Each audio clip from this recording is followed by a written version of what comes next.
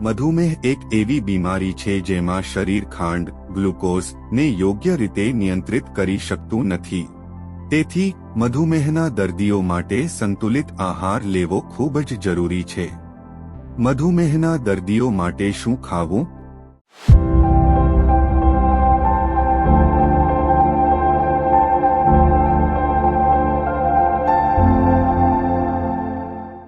Number 1 શાકભાજી. તમામ પ્રકારની લીલા પાંદડાવાળી શાકભાજી, બ્રોકોલી, પાલક, મેથી, શિમલા મરચાં વગેરે. આ ફાઇબરથી ભરપૂર હોય છે અને બ્લડ શુગરને નિયંત્રિત કરવામાં મદદ કરે છે. નંબર 2 ફળ.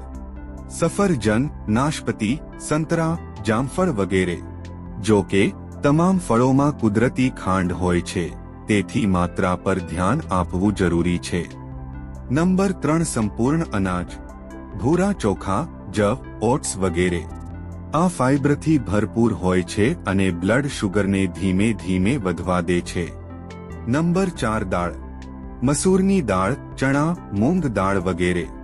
આ પ્રોટીનનો સારો સ્ત્રોત છે અને તમને લાંબા સમય સુધી ભરેલું રાખે છે. નંબર 5 પાતળું માંસ. ચિકન, માછલી વગેરે. આમાં પ્રોટીન હોય છે અને તે ચરબીમાં ઓછા હોય છે. નંબર 6 દૂધ અને દહીં. ઓછી ચરબીવાળું દૂધ અને દહીં કેલ્શિયમનો સારો સ્ત્રોત છે. નંબર 7 બદામ, અખરોટ. આમાં હેલ્ધી ફેટ્સ અને ફાઇબર ભરપૂર હોય છે.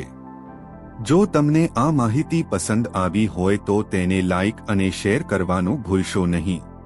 મળીએ પછીના વિડીયોમાં. ત્યાં સુધી ખુશ રહો, ફિટ રહો. જય હિન્દ.